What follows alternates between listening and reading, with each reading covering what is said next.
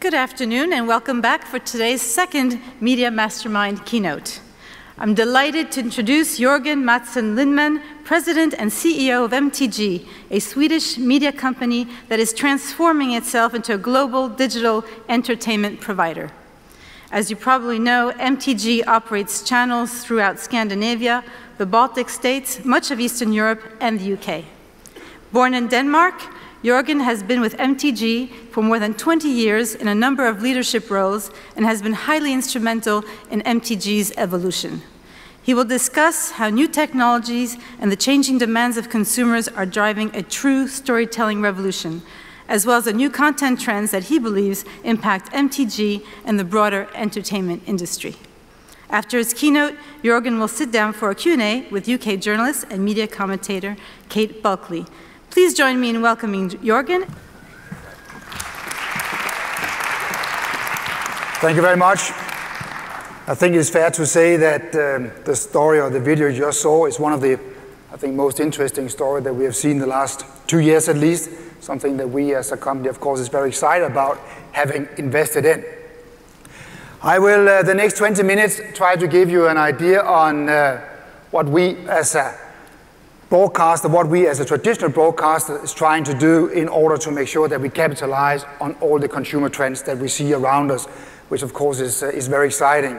For those of you who doesn't know, Modern Times Group started to broadcast some 30 years ago, operating in 4 business areas today, where we have the Nordic business consists of free TV channels, pay TV channels, satellite platforms, OTT platforms, AVOD, satellites, radio. The international business consists of free and pay TV operations around the globe. We have a very important content business, a production business, where we have 28 production companies in 16 countries. Of course, given the changes we see right now, we understand that IP and being able to tell a strong story becomes more and more relevant. And then last but not least is, of course, all the new digital content or digital businesses that we have invested in order to capitalize on these consumer changes that we are seeing. Because in all fairness, they are quite massive.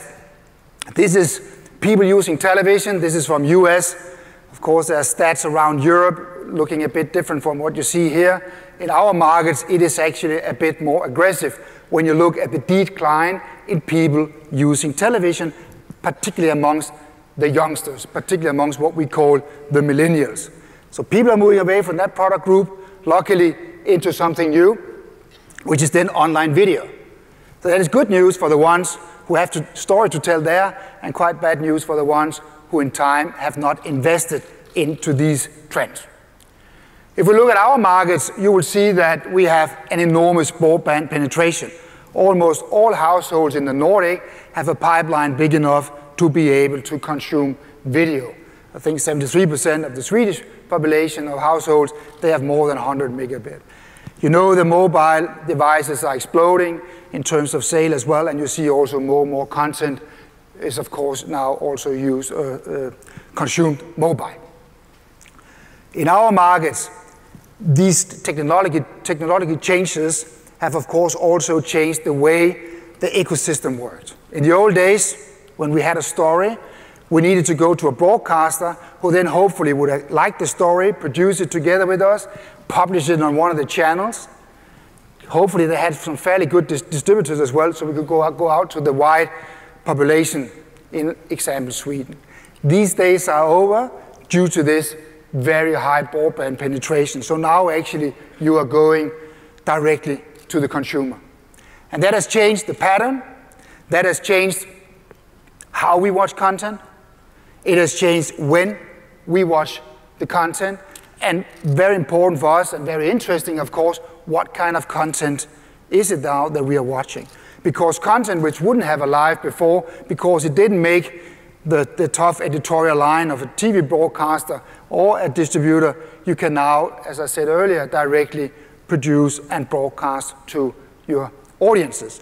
So that is, of course, a very interesting opportunity for us who like changes, has that in our DNA, and that is also what we have invested in. But obviously, as a traditional broadcaster, you need to make up your mind what you do then, because you will start to disrupt yourself. That is a very important learning that we had, is that we needed to understand, we needed to invest in digital, we needed to launch new products, which might be competing a bit with our traditional products. And we have seen many of our peer groups have not made the same journey, but praying that things will be different, things would stop the pod level decline, people using television decline would stop automatically. That has not happened. It has accelerated in some of our markets actually. So of course, very important for us is that we change the strategy. We now also understand what we want to invest in. We understand as well that we need to go out of some businesses. You might have seen us selling a lot of traditional media business in order to have finances to invest in these new trends. And that, of course, has been a big undertaking for the whole organization, but a necessity if you want to play a role as a storyteller going forward. What we have invested in so far, and that is since 2015, is areas which we believe to some extent we know something about. So we have invested in storytelling. That is common for the digital verticals that we have invested in. Storytelling video is very important for us. We understand video. We haven't invested in mobile banking, whatever. We are probably not that good in this area. And we understand the revenue stream, the mechanism. How do we make sure that we can capitalize on the stories that we are producing as well? So that is quite important for us in the segmentation or in the selection of businesses that we have invested in, something that we understand as a media company.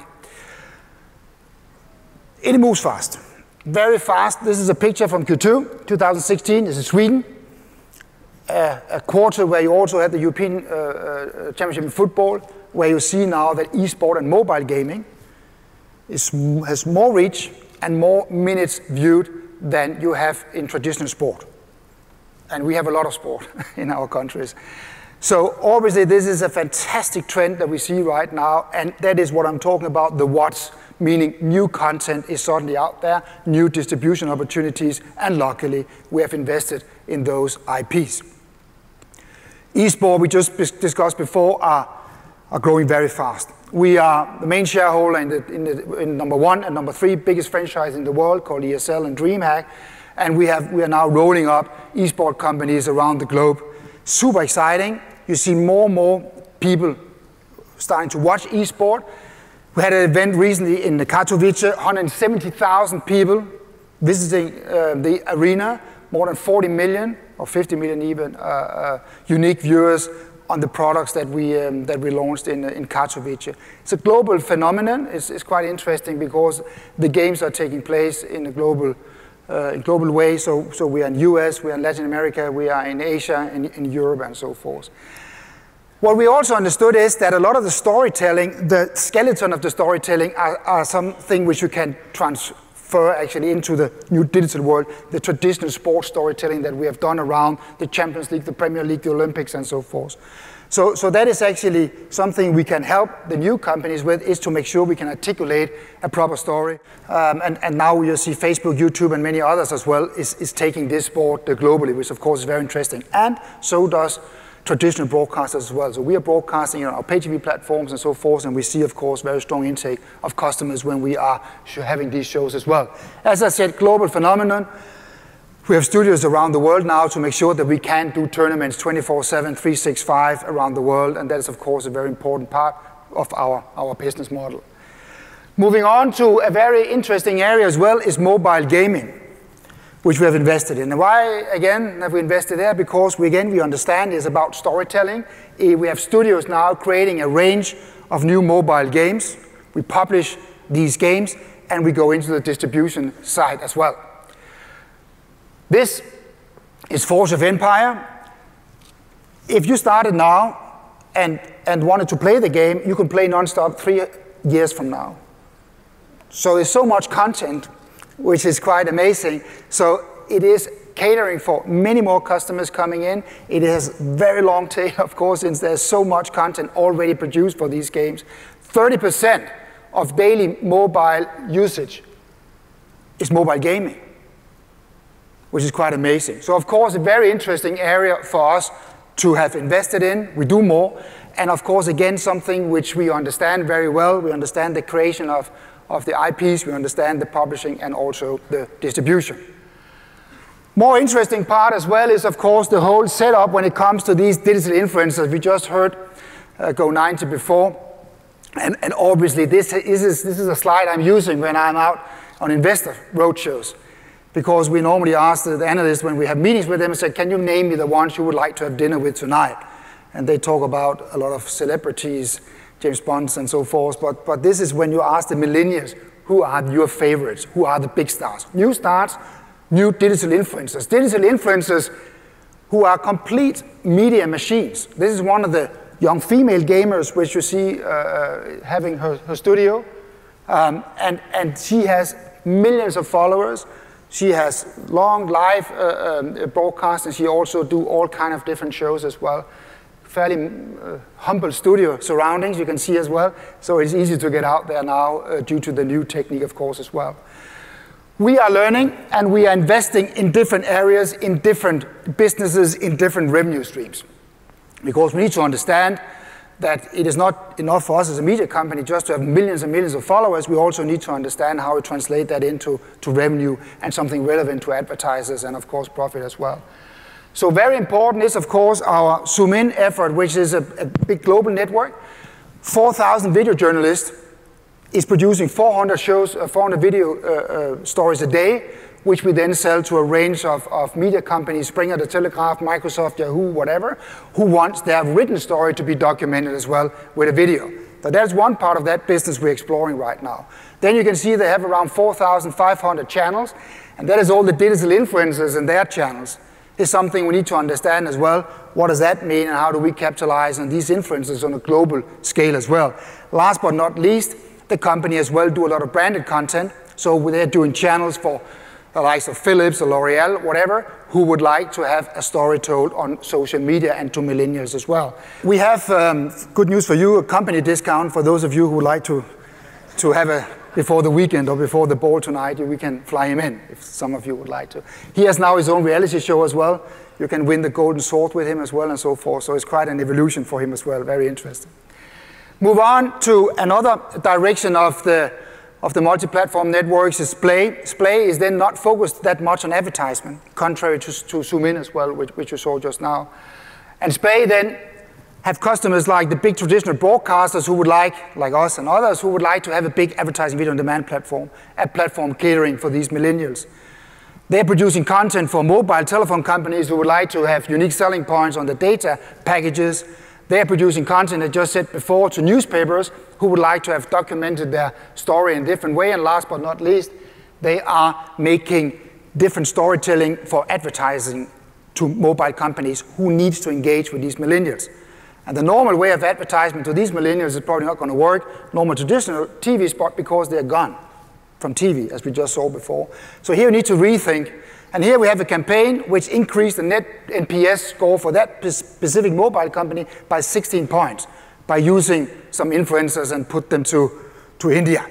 And just to put things in perspective, we saw there was 1 million people who have seen it. We have 7 million people in Sweden, so it's quite a big percentage of the population actually watching that show. As I said earlier, big broadband penetration, 93% above 12 years in Sweden, they are on the internet. And that, of course, gives opportunity for the traditional broadcasters as well, which have taken up this challenge. So right now, we are producing big advertising video on demand products in the Nordics.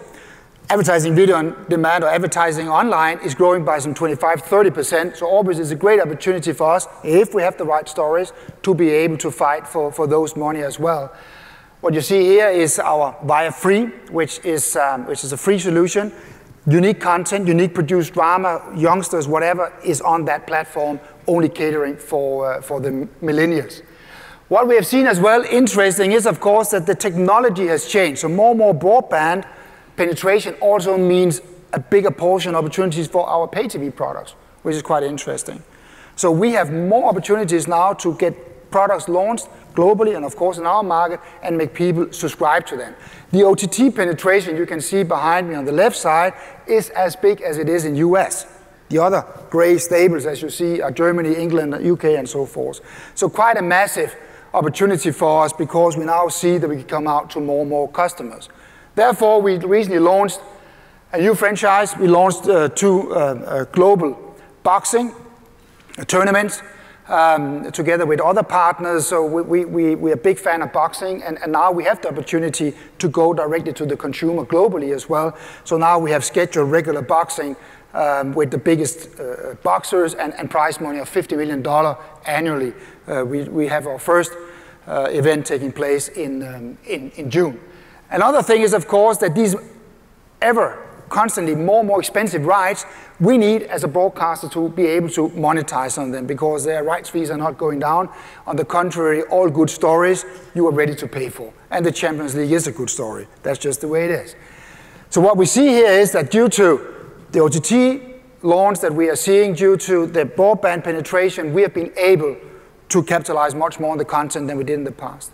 So now we can take matches, free TV, pay TV, and also online on our OTT service. We launched Viaplay in the Nordics, which is a full-blown OTT product, also having the local production. They premiere on Viaplay. We have a range of acquired content, and as you can see, local drama, and we have a lot of sport. So that is offered to the customers online. And that is what I said in the beginning about making sure that you are not afraid of making, what's it called, taking disadvantage of your own product. But here you have an opportunity to capitalize on the content. What we have found out is that local produced content has an enormous traction.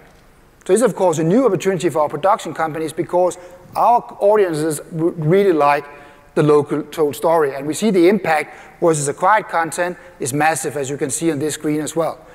We have now some 50 drama series in the pipeline, either produced or in the pipeline, together with a range of our partners. We had one of our shows attending the MIP drama screening yesterday. Unfortunately, didn't win. It's a good story about a guy, producer, who spent all his money and thought that he would do the best show ever. Unfortunately, it turns out there's going to be a big failure. So the guy has now two opportunities in order to make some money: either go with his father and stay home at the farm and help with cleaning up after the pigs, or he can become an adult TV show producer. And I think the guy chose the latter. Interesting as well, when we talk about technology, is of course that we would like the customers to get much more close to the products that we are doing. VR is something we are operating with a lot. Right now we produce the Olympics in VR. We produce as well the latest Esports events in VR. And now we do that for our local produced content as well, to make sure that we keep the fans close to us. I'll show you now is a reality show that we are having with a very famous golf player called Jesper, who's living in Miami. And the whole show is about following him. And here we invite the fans of Jesper into his house using VR. Quite interesting, actually. Of course, what we are a bit dependent on is, of course, to make sure that these devices are sold. And the higher penetration, of course, the more business we can see in that going forward. The last video I will show you is from one of our very interesting companies called Trace, Urban Entertainment, Urban Music, and it is such a clear story that these guys are telling. So it's more than a business, it is a movement, to be honest. And of course they're super excited about the fact that they can get their story out now to all households globally who has a broadband big enough in order to watch video. This is very unique storytelling. It is something which we are now, as I said, capitalizing on through a Trace Play offering. So now we have a story told globally. It's a long video, it's 2 minutes. It's the last one though. But I think it's such a strong story. And that is, of course, super important here when we talk about that video consumption is increasing and so forth. We shouldn't forget the relevance, because there's so much storytelling out there, and you simply need to be able to cut through the noise. Because there is an amount of people who would like to take the time of your customer. So Trace is a very strong story, is a story unique, catering for those who find this movement interesting. Hello. That's great. Thank you. Hi, I'm Kate Bulkley, and I'm here just to interview Jorgen just a little bit. So that was a really interesting vision for what your company has done. I mean, literally in the last, 3 to 5 years, you've turned this company around from a very traditional broadcaster or creator of content to something, you gave a vision of that's very different with those 3 verticals. So let's talk just a little bit about the transition, because it must have been an interesting one. You've sold off a lot of your free-to-air businesses. I mean, I think you sold off Africa, you sold off the Baltics recently, you sold off Czech. So you've really gotten out of sort of free-to-air TV. You've created a war chest, yeah, to buy some other things. So how much more money do you have left? Are you going to continue to buy things? In other words, to feed these verticals that you talked about? Yeah, no, we do have more money. Otherwise, I will call the shareholders and ask for more if that is needed. Right. I think what we are struggling with right now, not struggling, the focus is, of course, to find these very interesting companies to make sure that they have something which is something unique, i.e. they are storytellers. When we find mobile gaming companies, it's not a one-hit wonder. We need to make sure that they have over years now shown that they can produce IPs which travel. Yep. They can make they have to make a transformation from going being a browser company to mobile as well. So it is a range of parameters which we are looking at when we are talking about these investments that we do. I think, as I said, for all of them, it is important for us that we are comfortable with the business we are buying. So it's video, storytelling, and we know the revenue streams. Also, so we understand we can add something and not just join the party sitting and watching the other one do it. It's interesting you mentioned, for example, content creation, and that has changed. I mean, in other words, it's not just all premium content. It's stuff that'll fit on different platforms. I know I heard in the media that you were thinking of buying Clutch Entertainment, for example, sort of branded type content. Are you interested in companies like Clutch, or are you interested in doing much more branded content? Yeah, no, we are interested in doing much more brand. I think we have a lot of discussions with our advertisers, with our partners as well, how to make sure that we can help them not only reach the audience that they used to reach with us, but also reach the global millennials as well, in all kind of different storytelling. So that is interesting for us. I think that is also quite important for us, that the companies we're investing in, it's very important that the founders, that they stay on board, so this intellectual capital is kept in the business. Because we probably don't know, probably we do, but at least the founders, they know a lot about the history of the company and what can be done with their products. And of course, the idea for us is then to accelerate either financially or with the network that we're having, so we get out broader. Okay. How bad of a situation is regular TV or free TV really in? I mean, you still own a lot of free TV businesses, TV3, TV6, TV10. I mean, how bad is it? And I always think of a diagram. In other words, we have free TV doing this, sort of steady state. Advertising isn't really growing that much. It's not falling precipitously, but it's not growing. Then you have digital that's kind of doing this. And I always talk about the gap. Where are we now? I mean, do you think that gap's going to start getting filled? You talked about SVOD. Is that the gap filler? Is that the answer? Yeah, for us, I think it is to a large extent, because obviously we have some customers leaving our free TV product, that they must go somewhere. And the whole idea is, of course, to create a lot of new products online, which caters for these moves, for these change in consumer trends. Right now, what we see is that the group in the Nordics, that they are growing their revenues and they're growing their profits. And that is despite the fact that we see the decline in people using television. Now, luckily, TV is a very strong media. If you want to reach your audience very fast and quickly efficient, then TV is still superior. And the return of the advertising dollar is also very strong in TV, and that will last for many years. But we decided at an early stage, I talked about disruption before, and to say why we need to do something more, because we saw the trends already, and particularly with infrastructure that we are having, with so big pipelines of broadband, we will see it faster. So we are making a transformation as a group, but advertising market is still very lucrative. It's a big billion-euro market. Yep. So of course we want to play a very important role there, and we want to be play a very important role in advertising on demand, and also then of course SVOD, TVOD, EST, and so forth. All launching new IPs like the boxing and so forth. Right, well. Right. So no plans to sell TV3 anytime soon. No. I think no. I think also the model that we have in the Nordic, where we have multiple revenue streams to the content. So we have free pay, OTT, satellite, AVOD. So we have quite a luxury situation where we can actually, capitalize on the content in many different ways, which helps us. Let's talk a little bit about eSport, because I mean, this is a huge move for you. I mean, you bought ESL 2015, so you've been doing this for a while. Yeah. You talked a lot about it. The boxing thing is new. You mentioned it a little bit in your speech, the Global Boxing League. You actually have created a new league. Now, why do that? Is that about creating just another property that you can own and own that IP and go out? And is this the beginning of many more New leagues? Yeah, it is. I think it is. In order for us to get up in the value chain, I think right now we see that we are victim of our own success. So the more we do with Premier League, the more we do with Champions League, the more expensive it becomes.